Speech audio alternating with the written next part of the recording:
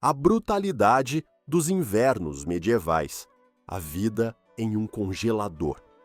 Você já se perguntou como a existência se desenrolava durante os invernos medievais? Era essencialmente o método que a natureza tem para desejar-lhe o melhor, atravessando condições realmente duras. Embora os contos de fadas frequentemente representem cenas idílicas de castelos aconchegantes e fogueiras quentes, a dura realidade para os camponeses parecia mais viver dentro da geladeira mais fria do planeta. Quando seu dia começava antes do amanhecer, em uma moradia que parecia mais fria que uma recepção gelada de alguém a quem você havia feito mal, você estava plenamente consciente do árduo dia que o esperava, a crueldade do inverno medieval. Para compreender verdadeiramente a gravidade disso, enquanto agora nos queixamos de nossos gastos com aquecimento ou quando o termostato baixa de 18 graus Celsius, os camponeses medievais enfrentavam condições realmente brutais. Segundo relatos históricos documentados, as temperaturas invernais na Europa medieval podiam cair a níveis assustadores, chegando em ocasiões a gélidos graus Fahrenheit em regiões como Inglaterra e o norte da França. Esse nível de frio é suficiente para congelar o calçado, um fenômeno que de fato ocorre com mais frequência do que se poderia imaginar. As camas de feno improvisavam conforto e um isolamento surpreendente. A rotina diária começava antes do amanhecer, quando os camponeses se levantavam a contragosto de suas camas geladas para atender ao gado ou realizar qualquer tarefa que exigisse execução. Um escriba medieval assinalou que os camponeses frequentemente acordavam com geada, cobrindo suas sobrancelhas. Falemos de um despertar medieval, natural, embora frio. O leito de feno, um refúgio rústico. Falando em camas, os arranjos rudimentares para dormir daquela época eram bastante surpreendentes. Suas camas eram essencialmente enormes montes de feno e palha, empilhados desordenadamente no chão. A versão medieval de um projeto Faça Você Mesmo, que se tornou um pouco extravagante. No entanto, essas camas improvisadas, na verdade, funcionavam de maneira mais eficaz do que se poderia supor inicialmente. Pesquisas arqueológicas recentes de moradias camponesas medievais indicaram que esses leitos de feno podiam atingir espessuras de até 60 centímetros. Isso é como ter um colchão tamanho king fabricado integralmente com subprodutos agrícolas. Os camponeses colhiam feno fresco durante os meses de verão e armazenavam fardos adicionais especificamente designados para a cama de inverno. Eles o cobriam com uma camada grossa o suficiente para elevar-se acima do solo gelado.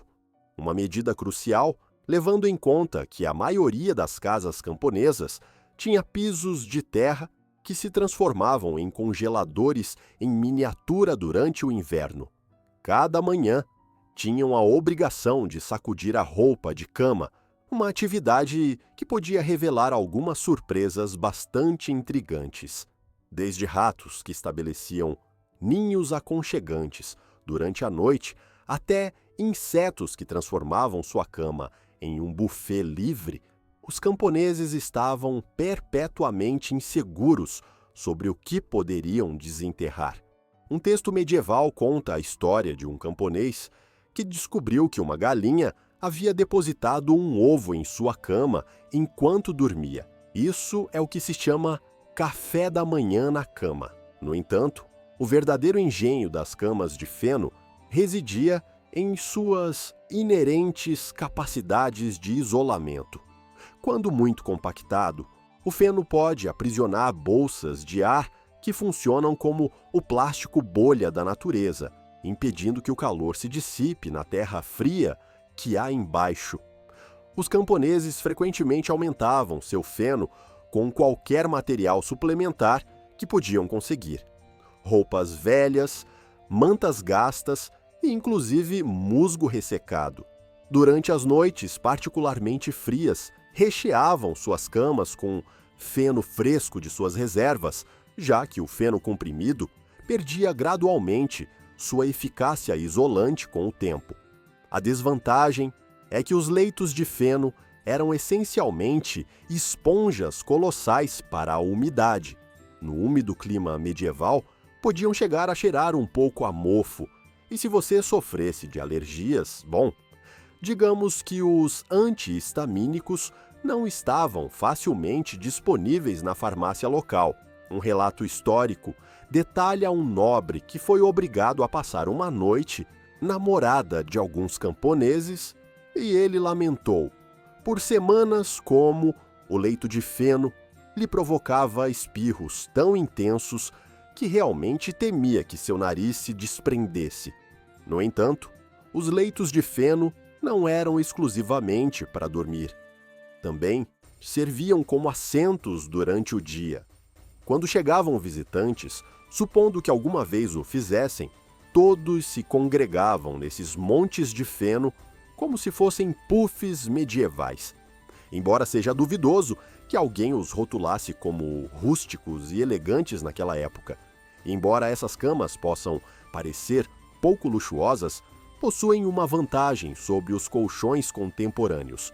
As percevejos mostravam preferência por tecido em vez de feno. Lã, a armadura medieval contra a hipotermia. Havia um material que os camponeses medievais usavam praticamente durante todo o inverno. Lã era essencialmente o equivalente medieval de um disfarce de super-herói, exceto que, em vez de combater vilões, lutava contra a hipotermia. Os camponeses medievais dependiam tanto da lã que os historiadores estimam que uma única família poderia ter possuído mais de 9 quilos de roupa de lã. Esse é aproximadamente o peso de uma criança pequena, exceto que essa criança, em particular, o mantinha aquecido e ocasionalmente lhe causava coceira intensa. O aspecto verdadeiramente cativante da lã era o método pelo qual os camponeses a adquiriam.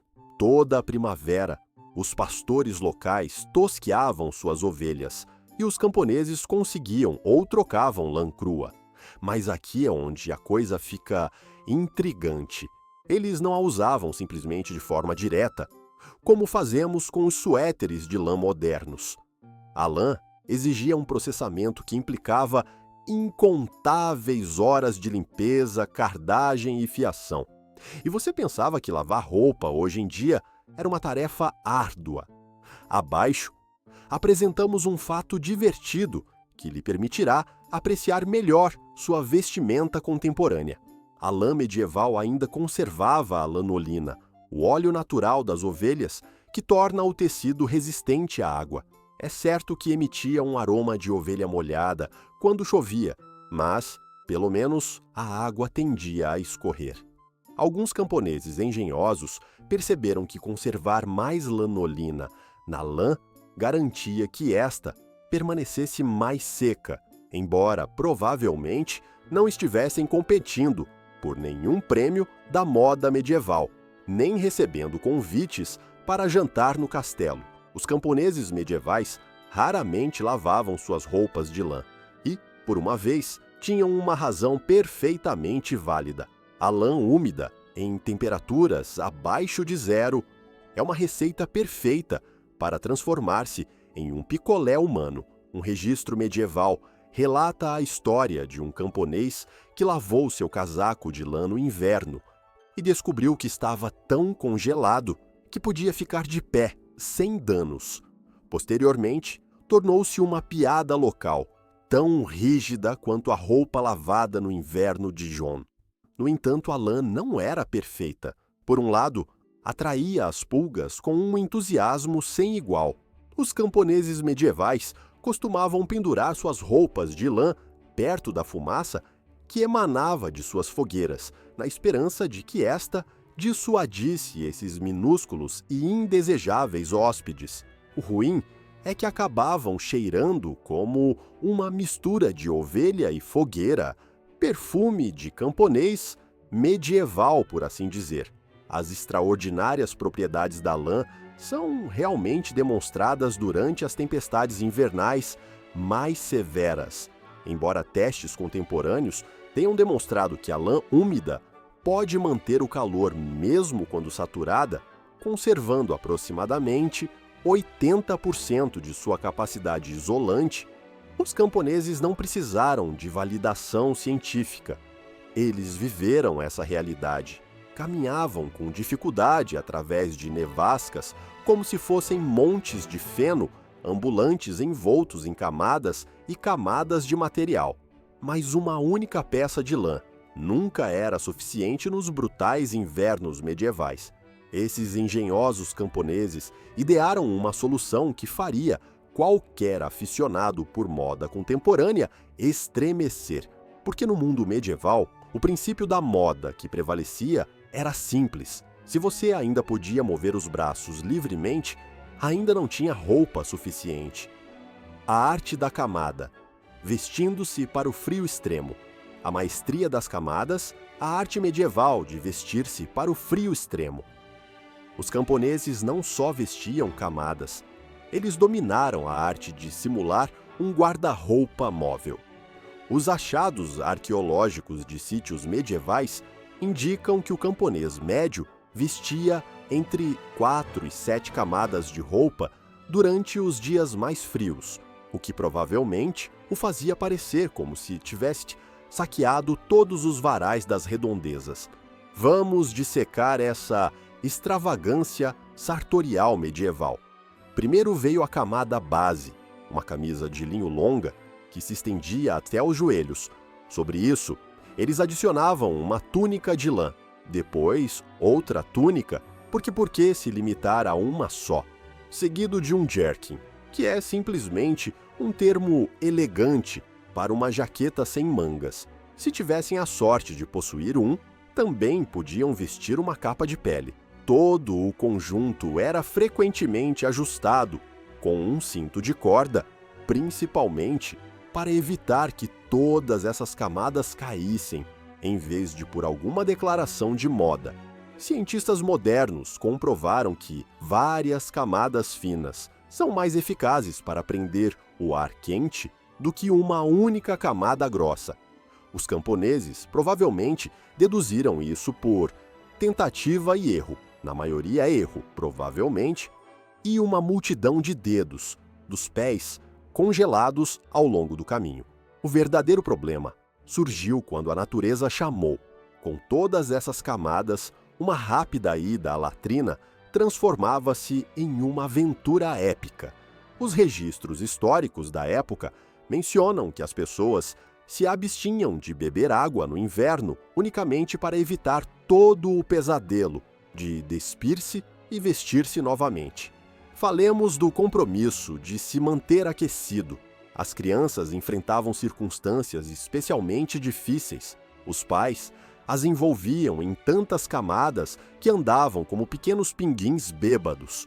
Um escritor medieval sugeriu que sempre se podia identificar as crianças no inverno. Eram os fardos redondos que rolavam pelas colinas da aldeia, incapazes de dobrar os joelhos o suficiente para andar corretamente. O lar sem chaminé, calor, fumaça e vida compartilhada. O lar sem chaminé, um centro fumegante de calor e vida. Mesmo com todas essas camadas, os camponeses ainda precisavam de medidas complementares para se manterem aquecidos. Isso nos leva à característica mais indispensável de qualquer moradia medieval. Uma característica que poderia preservar sua vida ou saturar seus pulmões com fumaça. Uma chaminé, se é que se pode chamar assim. Na realidade, não era mais do que um fosso de fogo situado no centro do cômodo, de onde a fumaça se movia para onde queria. Os arquitetos medievais ainda não dominavam completamente o conceito de chaminés, o que implicava que a maioria das casas possuía um ambiente encantador de carne perpetuamente defumada incluindo os próprios ocupantes. As escavações arqueológicas revelaram um detalhe intrigante. A casa medieval média contava com um fosso de fogo de aproximadamente 90 centímetros de diâmetro, rodeado de pedras. No entanto, apenas cerca de 15% do calor permanecia dentro do cômodo. O resto acendia diretamente através de aberturas no teto que aparentemente estavam destinadas a ventilar a fumaça, mas que serviam principalmente para deixar entrar a neve. Os camponeses medievais conceberam essencialmente o sistema de aquecimento mais ineficiente do mundo. A verdadeira diversão começava quando chegava a hora de conseguir combustível. Esqueça a lenha perfeitamente curada. Isso era exclusivamente para os ricos. Os camponeses incineravam qualquer material combustível que podiam conseguir. Móveis velhos para a fogueira, ferramentas quebradas do ano passado, combustível perfeito. A cerca do seu vizinho que desapareceu misteriosamente da noite para o dia. Ei, o que acontece no inverno medieval fica no inverno medieval. Os registros de uma aldeia inglesa documentam que um grupo de camponeses, durante um inverno particularmente severo, queimaram sistematicamente um celeiro abandonado, peça por peça. O senhor local não estava particularmente feliz com esse episódio. Acender o fogo toda manhã era uma autêntica aventura. Eles tentavam manter viva durante a noite uma brasa solitária, oculta entre as cinzas. Perdê-la tornava necessária uma viagem profundamente fria para pedir emprestado fogo ao vizinho. Uma anedota medieval conta a história de um homem que teve que transportar uma brasa quente para sua casa em um recipiente oco porque carecia de outro recipiente adequado. Ele correu com tanta pressa para manter a luz que os espectadores o confundiram com um homem perseguido por demônios. A fumaça era ao mesmo tempo uma bênção e uma maldição. Sem dúvida, provocava lágrimas nos olhos de todos e provavelmente reduzia anos de vida, mas também repelia insetos e, sem querer, preservava as vigas do telhado. A análise contemporânea das vigas medievais sobreviventes revela que, de fato, estavam protegidas por camadas de fuligem que se acumularam durante décadas. Provavelmente, não é uma técnica de conservação que você encontrará nos guias contemporâneos de melhorias para o lar. Cada família possuía seus próprios métodos para manejar o fogo. Alguns dormiam em turnos para o aguentar a noite toda. Outros desenvolveram sistemas elaborados para armazenar o carvão da forma correta. Muitos acreditavam que sussurrar algo ao fogo enquanto se adicionava combustível melhoraria sua combustão, embora talvez isso tenha sido simplesmente a fumaça induzindo um estado ligeiramente delirante. Guisados de inverno e companhia animal. Depois de um longo dia de esforço para não congelar ou sucumbir à inalação de fumaça, os camponeses medievais também precisavam de sustento para aquecer suas entranhas. Guisado de inverno, um mistério culinário em uma panela. Seus cardápios de jantar para os invernos medievais eram como participar de uma representação verdadeiramente estranha do que há na panela. As pesquisas indicam que a família camponesa média tinha acesso a aproximadamente 7 ou 8 ingredientes básicos que utilizava durante todo o inverno. Tratava-se predominantemente de tubérculos que pareciam ter sido cultivados no jardim de um dragão. Os nabos, as xerovias e algo chamado nips, que honestamente soa mais como uma doença medieval do que como um vegetal, eram as estrelas culinárias. O procedimento de cozimento foi praticamente idêntico todos os dias. Jogue tudo em uma panela, adicione água e reze para que se transforme em algo agradável ao paladar. Esta panela permaneceria suspensa sobre o fogo durante todo o dia, e os membros da família adicionariam periodicamente qualquer item comestível que pudessem conseguir. Os historiadores descobriram registros de algumas adições genuinamente imaginativas: casca de árvore para fibra, seixos para minerais e até couro para proteínas. Um relato medieval menciona uma família que se desesperou tanto que tentou cozinhar sua colher de madeira, afirmando que lhes dava sabor. Também é intrigante como incorporaram ervas e plantas silvestres. Os camponeses medievais eram como enciclopédias ambulantes de flora comestível. Possuíam um conhecimento preciso de quais ervas de inverno poderiam realçar o sabor de seus guisados, ou pelo menos potencializar o gosto daquela misteriosa carne de 3 dias de idade. Uma erva popular era a chamada pimenta do pobre, uma planta que crescia silvestre e que podia tornar até mesmo uma bota, bastante apetitosa se utilizada em quantidades suficientes. Companheiros animais que compartilham espaço para aquecer e sobreviver. Ao cair da noite, as famílias se reuniam em torno de sua panela perpétua, compartilhando os mexericos do dia e tentando ignorar qualquer objeto não identificável que pudesse estar flutuando em sua janta. Mas não estavam sozinhos em sua aconchegante morada. Tinham uns companheiros de quarto inesperados que os mantinham aquecidos. Os estudos sobre a distribuição das casas medievais revelam que até 30% do espaço habitável era compartilhado com os animais durante o inverno. Isso mesmo, galinhas, porcos, ovelhas e até vacas se tornaram companheiros temporários de interior quando as temperaturas caíram drasticamente. Esses arranjos de animais não eram arbitrários.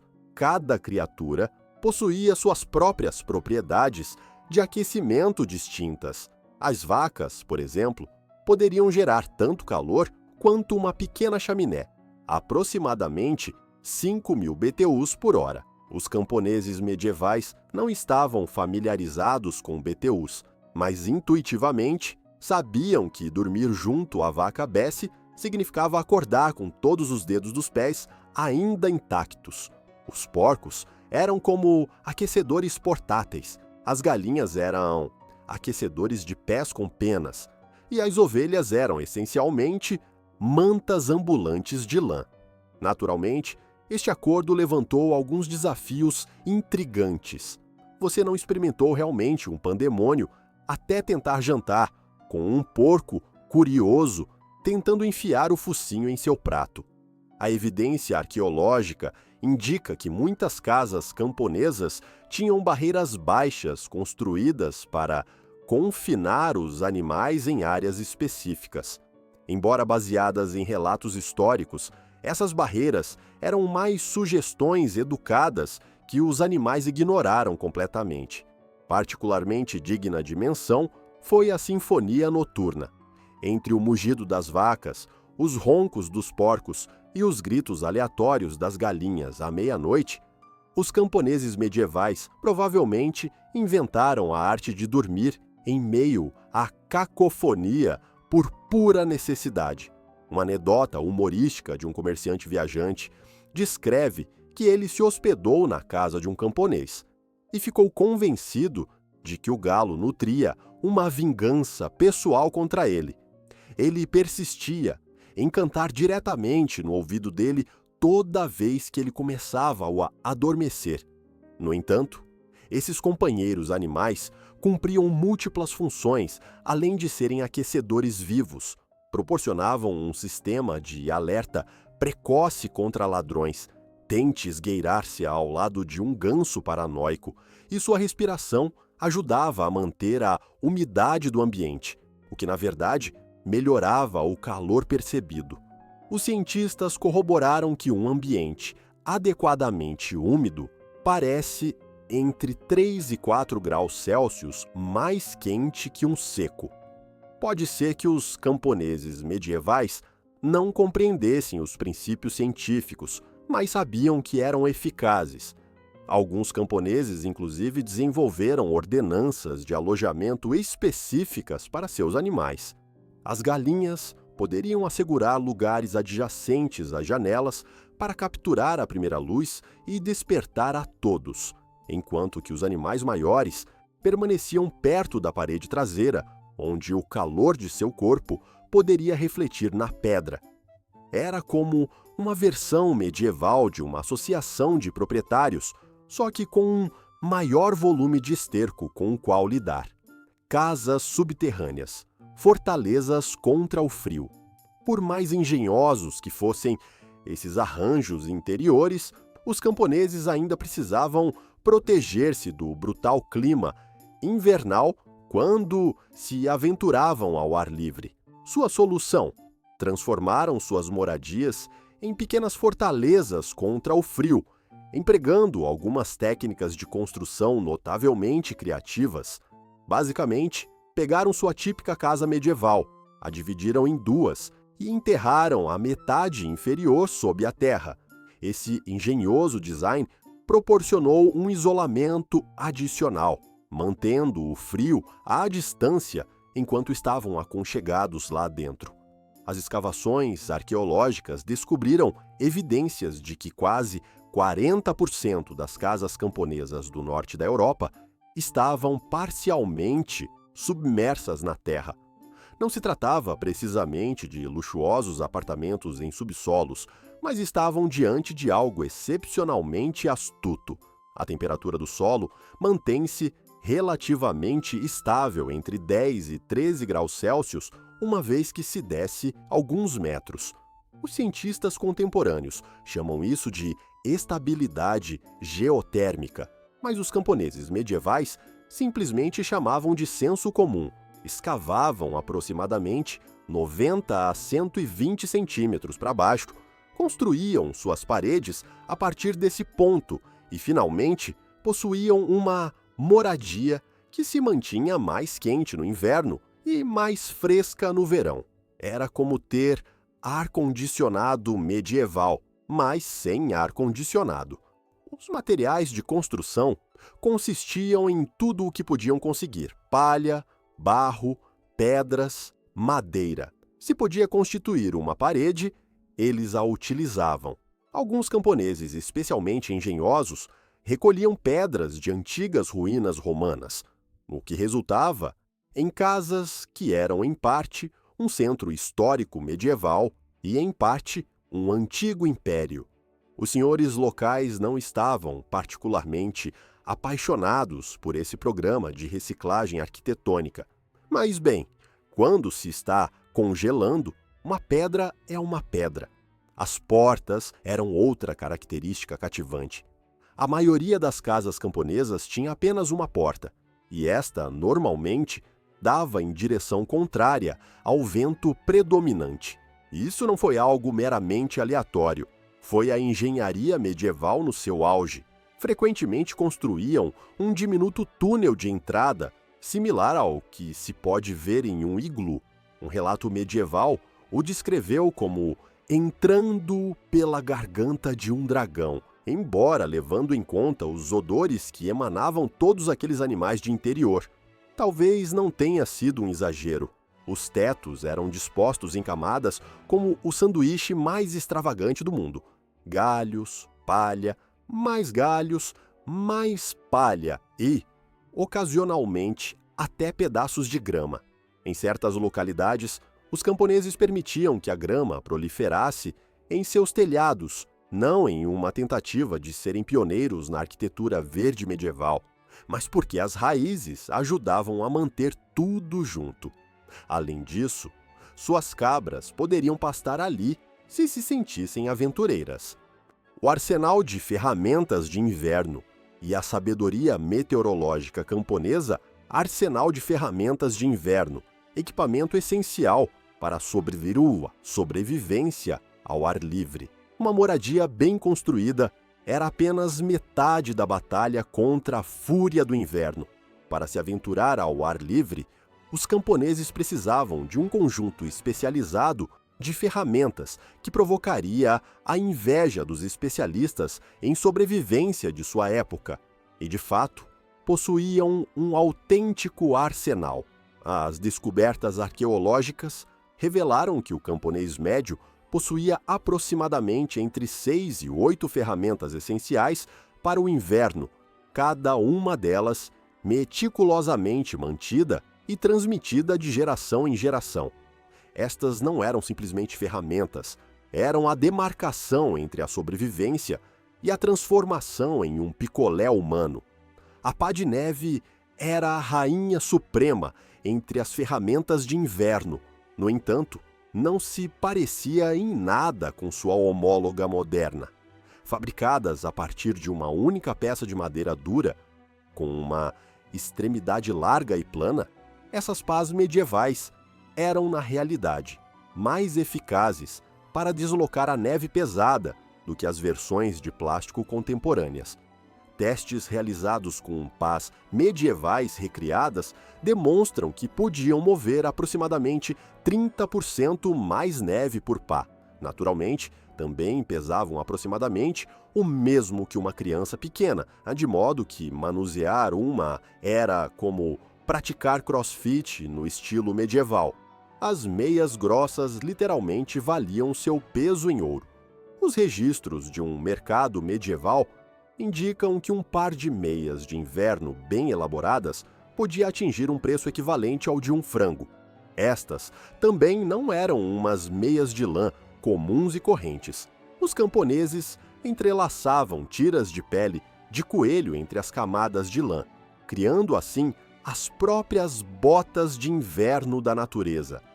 Um escritor medieval queixou-se de que seus pés se aqueciam tanto com essas meias que temia que se queimassem espontaneamente. A ferramenta mais cativante era algo chamado neve, um bastão longo empregado para delinear caminhos na neve profunda.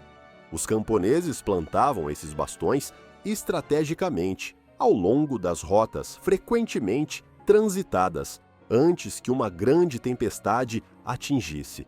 Uma manobra inteligente, levando em conta que se perder em uma nevasca medieval era similar a participar de uma versão extremamente fria do jogo de esconde-esconde, um jogo que ninguém aspirava a ganhar. Os registros históricos mencionam uma aldeia que adornou suas pistas de neve com diversos tons de suco de frutas vermelhas para conceber o primeiro sistema GPS medieval do mundo.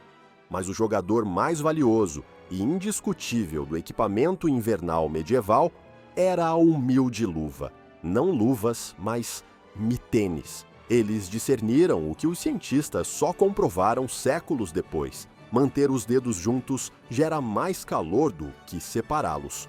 Estes também não eram luvas compradas em uma loja. Os camponeses os recheavam com tudo, desde musgo seco até penas de frango. Uma alma imaginativa até elaborou umas mítenes recheadas de pelo de gato. Falemos de reciclagem. Era preciso preparar as ferramentas para sua implementação imediata. A previsão meteorológica medieval consistia principalmente em olhar o céu e esperar o melhor. Sabedoria invernal medieval, engenho frente ao frio. Possuíam algumas metodologias preditivas surpreendentemente precisas. Embora se as vacas dentro da casa, lembre-se delas, começassem a se mostrar mais carinhosas, era iminente uma tempestade. Quando os porcos acumulavam palha adicional, anunciava-se um clima gélido. Não era exatamente o canal do tempo, mas resultava eficaz. Essas engenhosas soluções medievais ressaltam o quão engenhosos os indivíduos podem ser quando a sobrevivência está em jogo, desde moradias subterrâneas até companheiros animais, desde guisados perpétuos até meias de pele. Os camponeses medievais escreveram seu próprio manual de sobrevivência, um inverno gélido de cada vez.